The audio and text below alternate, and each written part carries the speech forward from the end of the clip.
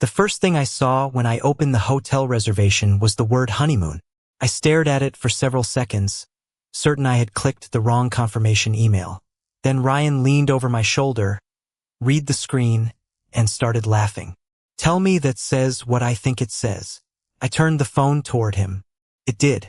Somehow, our reservation for a weekend getaway had been assigned to a honeymoon suite. The hotel lobby was crowded. The clerk looked apologetic, and every other room appeared to be occupied for the night. "We can fix it tomorrow," the clerk promised. "For tonight, this is the only room available." Ryan looked at me with an amused smile. "Well, best friend," he said, reaching for the key card. "I guess we're newlyweds." I expected him to be embarrassed. Instead, he seemed almost too comfortable with the idea. I followed him upstairs, trying to convince myself the whole thing was nothing more than a ridiculous booking mistake. The room made that difficult. There was one bed, soft warm lighting, and a small card on the table welcoming the newlyweds. Ryan picked it up, read it, and laughed again. Then he looked at me instead of the card. "This weekend just got interesting." I laughed because I didn't know what else to do. We had been best friends for years. We knew each other's habits, moods, favorite foods, and worst stories. Sharing a room should have been easy. Sharing a honeymoon room was different. Ryan dropped his bag beside the bed and looked around as if he were already deciding how we would make this work. I stood near the door, suddenly aware that there was nowhere else for either of us to go. "Okay," I said. "We need rules." Ryan raised an eyebrow. "Rules?" "Yes, rules." He smiled, but this time he didn't joke immediately. "Fine," he said. "You make the rules." By the time we finished arguing about the rules, we had agreed on 3 things. We would keep our clothes on, neither of us would make the situation more awkward than it already was, and the bed would be divided down the middle. Ryan nodded solemnly as if we were negotiating an international treaty. "Very reasonable," he said, "except for the middle part." He pointed at the bed. "There's no line." "Then imagine one." "I can imagine a lot of things." I gave him a warning look, and he laughed, finally dropping the joke. He took the side farthest from the bathroom without arguing, then moved my bag closer to the nightstand because he knew I always kept my phone there. I noticed it immediately. He had done things like that for years, small acts of consideration so familiar that I usually never thought about them. Tonight, though, every little choice seemed louder. When we ordered dinner, Ryan remembered exactly what I wanted before I finished speaking. When I reached for the extra pillow, he had already picked it up and tossed it toward me. "Still hate the flat ones," he said. "You remembered." He shrugged. "Of course I remembered. That should have felt completely normal." It was Ryan. He always remembered things about me, but sitting there in a honeymoon suite, with one bed between us and that ridiculous card still sitting on the table, normal suddenly felt harder to define. Later, when we were getting ready for the night, Ryan noticed that I had left my phone charging across the room. He unplugged it and placed it beside my pillow without saying anything. "You're going to need that in the morning," he said. "For what?" "You always check your messages before you even get out of bed." I stared at him for a second. "You know way too much about me. That's what happens when you've known someone forever." His answer was casual, but he held my gaze a little longer than usual. I looked away first. When we finally settled into bed, the imaginary line between us seemed less convincing than it had 5 minutes earlier. Ryan stayed on his side, leaving plenty of space between us. Still, when I shifted uncomfortably, he noticed. "You okay?" he asked quietly. "Yeah. You sure?" "I'm fine." He nodded and turned off the light. For a while, neither of us spoke. Then I heard him say, "You know, you don't have to be nervous around me." I almost laughed. "I'm not nervous, right?" His voice carried a smile. I closed my eyes, trying to ignore how aware I suddenly was of him lying only a few feet away. This was supposed to be a stupid hotel mistake. Nothing more. So why did Ryan seem so determined to make sure I was comfortable? The next morning, I woke before Ryan and spent a few seconds trying to remember where I was.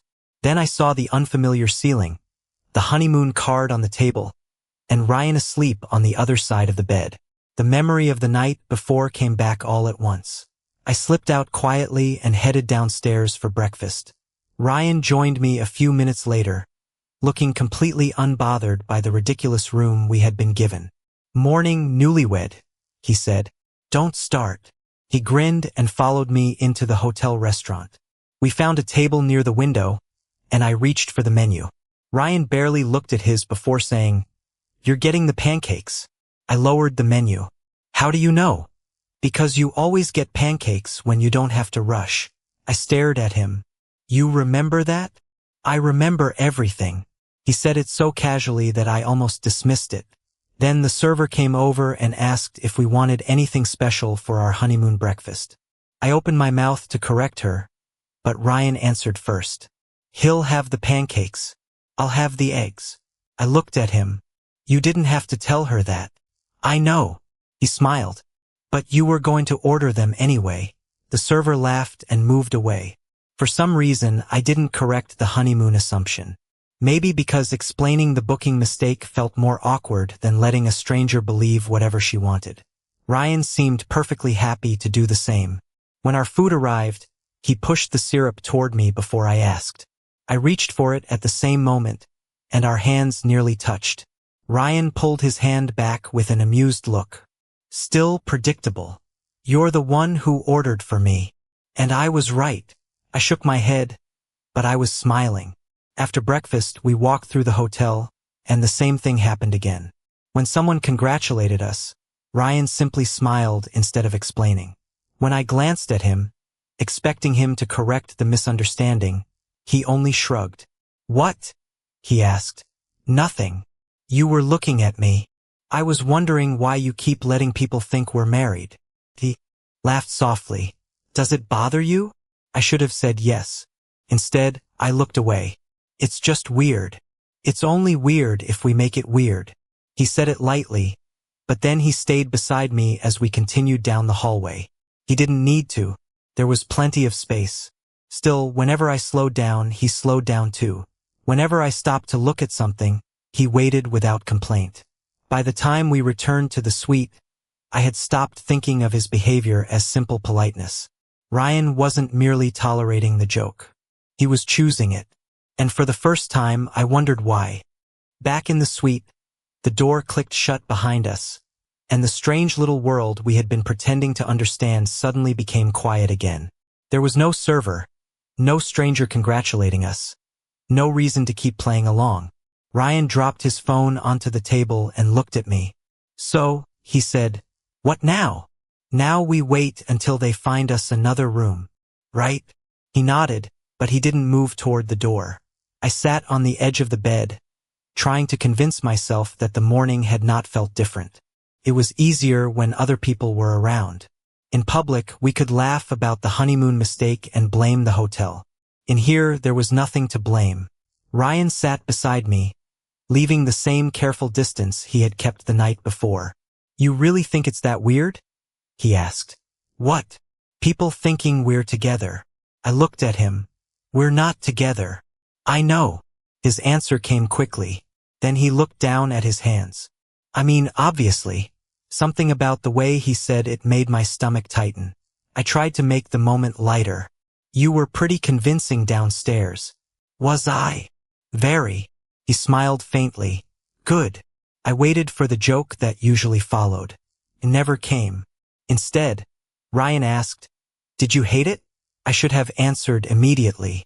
Instead, I thought about the way he had ordered my breakfast, waited whenever I stopped walking, and acted as though staying beside me was the most natural thing in the world. "No," I finally said. Ryan looked at me.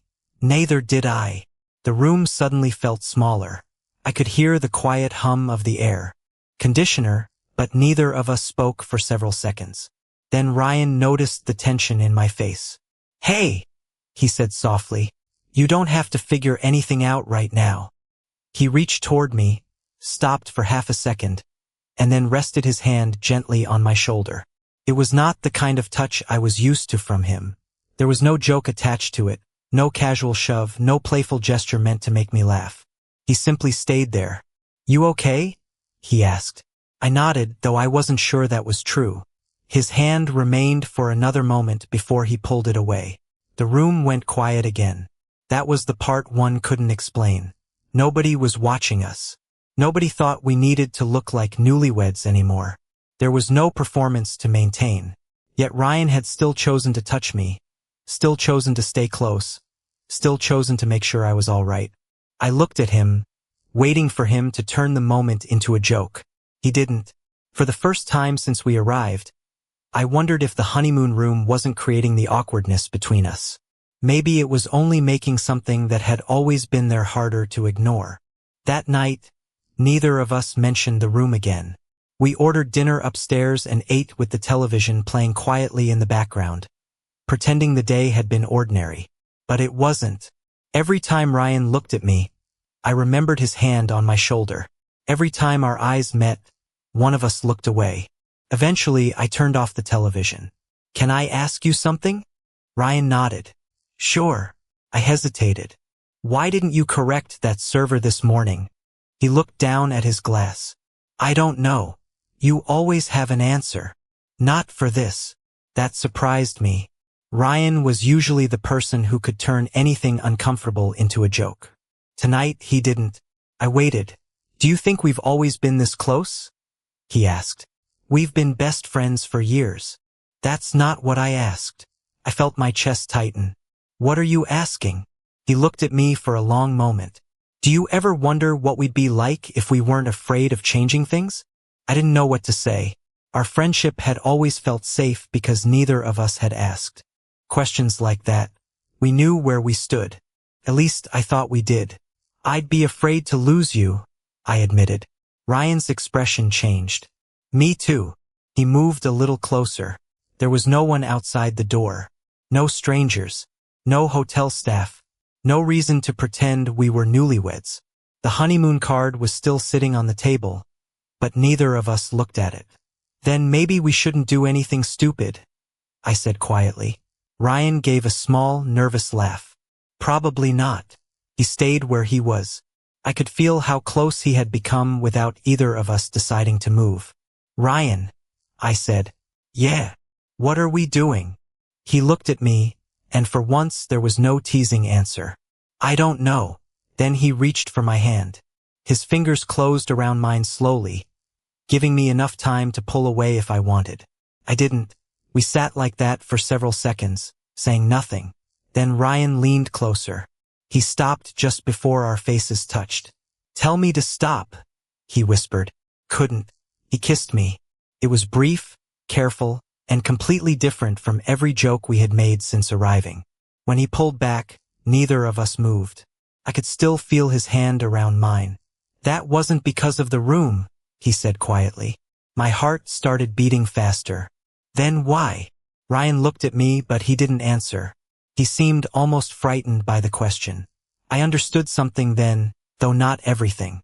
Whatever had just happened was real enough that neither of us could laugh it away. But I still didn't know whether the room had given Ryan courage for one night, or whether it had exposed something he had been carrying long before we arrived. He released my hand slowly. "We should sleep," he said. I nodded, even though neither of us moved toward the bed. The rules we had made the first night suddenly felt meaningless. The line we had drawn between us was gone. And now I had one question I was terrified to ask. What would happen when we left this room? The next morning, I woke to the sound of the shower running and immediately remembered the kiss. For a few seconds, I stayed still, staring at the ceiling, wishing I could somehow return to the version of yesterday where everything between Ryan and me had a simple name: best friends. That had always been enough. When the bathroom door opened, Ryan stepped out and stopped when he saw me awake. "Morning," he said. His voice sounded normal, almost too normal. "Morning." He reached for his shirt and looked away while putting it on. I watched him for a moment, waiting for some sign that last night had meant what I thought it meant. Nothing came. "About last night," I began. Ryan's hands paused. "Yeah." He looked at me, then away again. "We don't have to talk about it right now." My stomach dropped. "Why not?" "Because I don't know what to say." He gave a small, uncomfortable laugh. "I don't want to make this weird." I almost told him that it was already weird, Instead, I got out of bed and started gathering my things. The room felt different in daylight. The honeymoon card was still on the table, the same ridiculous reminder of how this had started. Yesterday, I might have laughed at it. Now I couldn't even look at it for long. Ryan noticed. "You okay?" "I'm fine." He gave me the same look I had given him the night before when he asked me that question. "You're not. Neither are you." He didn't argue. We left the room together and walked through the hotel grounds, but something had changed in the space between us. Ryan still stayed beside me. He still remembered small things. When I stopped to check my phone, he waited. When I mentioned that I hadn't eaten, he immediately suggested the cafe he knew I liked. Every familiar gesture was still there, but now I couldn't tell whether he was doing them because he wanted to be close to me or because he was trying to make everything feel normal again. At lunch, I finally asked, "Do you regret it?" Ryan went quiet. "No," the answer came quickly. Then he looked down. "I don't regret it." I waited for more. He didn't give me anything else. "Then why are you acting like nothing happened?" "Because something did happen." His voice was quiet. "And I don't know what happens next." That was the first time he admitted that the kiss had changed something. Neither of us could pretend otherwise. But his caution frightened me more than his silence had. If he wanted to forget the kiss, he could simply say so. Instead, he kept choosing to stay beside me while avoiding the one question that mattered. I realized then that our old friendship was already gone. Even if we were still acting like it was there, we could still joke. We could still walk together. We could still know exactly what the other wanted for lunch. But I could no longer mistake any of it for something simple. And with our trip ending tomorrow, I was beginning to wonder whether Ryan was going to let everything we had changed disappear the moment we left the hotel. By Sunday afternoon, the hotel no longer felt like a temporary escape. It felt like a countdown. Our bags were packed, the room looked almost normal again, and the booking mistake that had brought us here was finally being resolved. Tomorrow we would leave, go back to our separate routines, and become the same best friends everyone expected us to be. I should have been relieved. Instead, the thought made my chest feel tight. Ryan seemed distracted too. He kept checking his phone, then putting it away without saying anything. We walked outside for a while, neither of us talking about the kiss. Eventually, I stopped near the entrance and looked back at the hotel. "Tomorrow," I said. Ryan turned toward me. "Yeah. We go home." He nodded. "Yeah." There was something final about the way he said it. I looked at him, waiting for him to say something that would make this easier. He didn't. "Maybe that's better," I said. Ryan's expression tightened. "Better. We can go back to normal." He stared at me. "Can we?" I wanted to say yes. It would have been easier. Instead, I looked down. "I don't know." Ryan stepped closer, then stopped himself. "Ethan, I don't want you thinking the kiss meant nothing." My heart jumped. "Then what did it mean?" He looked away. For several seconds, he said nothing. I don't know how to answer that without making everything harder. "It's already harder." He gave a quiet, frustrated laugh. "I know." We stood there with the hotel behind us and our bags waiting upstairs. The strange part was that nothing was forcing us to stay close anymore. The room was just a room. The trip was almost over. There was no audience, no mistaken assumption, no reason to keep pretending anything. And yet Ryan still hadn't walked away. "Maybe we should just forget this weekend," I said. The words hurt as soon as they left my mouth. Ryan looked at me sharply.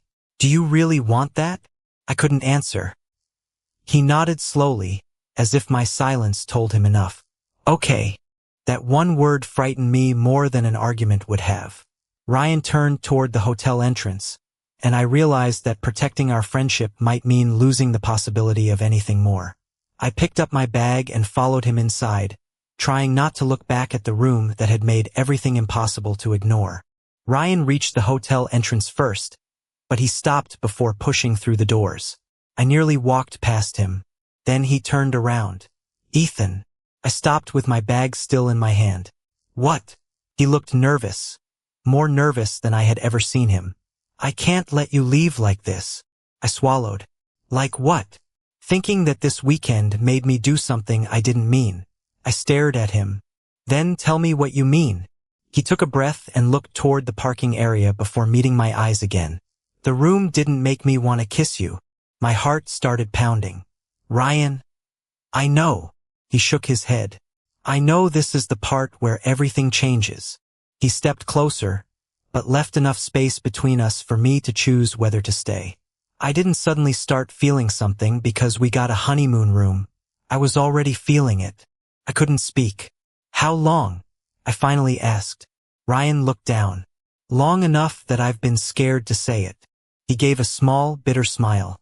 I kept telling myself I was just protective because you're my best friend. I kept telling myself I stayed close because that's what we've always done. But I was choosing you even when I didn't have to. Every small moment from the weekend came back at once. The breakfast, the hallway, his hand on my shoulder, the kiss. Why didn't you tell me? I asked. Because I was afraid. Of me. Of losing you. His voice broke slightly. If I told you and you didn't feel the same way, I couldn't take it back. And if I did nothing, at least I still had you. I looked toward the doors. The weekend was over. The room was no longer an excuse. Nothing was forcing either of us to stand there. So what are you saying now? I asked. Ryan looked directly at me. I'm saying I don't want to go back to pretending you're only my best friend. He took another breath. I want to take you on a real date. I want to know what this is when we're not trapped in a honeymoon room. And if that changes everything between us, then I'm willing to risk it. The fear in his face made the choice feel real. He wasn't asking because the hotel had put us in a ridiculous situation. He was asking because he was finally willing to lose the safety of our old friendship for the possibility of something more. I set my bag down. You should have told me sooner. His expression fell for a second. I'm sorry. I smiled despite myself. Because I was waiting for you to tell me too. Ryan stared at me. What? I didn't know what my feelings meant either. I stepped closer. But I know I don't want to forget the kiss. His eyes softened. You don't. I shook my head. No, this time, when he reached for my hand, there was no audience and no role to play. I took it. Ryan smiled, then leaned toward me. I met him halfway and we kissed deliberately, outside the room that had started all of this. When we pulled apart, neither of us laughed or tried to explain it away. So, Ryan said quietly, real date. I nodded. Real date. That night, after the long drive back from the entrance and the quiet relief of knowing we had finally said what we were both afraid to say, Ryan looked at me and smiled. Do you want to go upstairs? I knew exactly what he meant. We walked back toward the honeymoon suite, but this time nothing required us to be there. We didn't need the room. We didn't need the booking mistake. We didn't need anyone else to believe we were a couple. Ryan unlocked the door, and I stepped inside first. The room looked exactly as it had the night we arrived. The same bed, the same warm lighting, the same little card still sitting on the table, welcoming the newlyweds.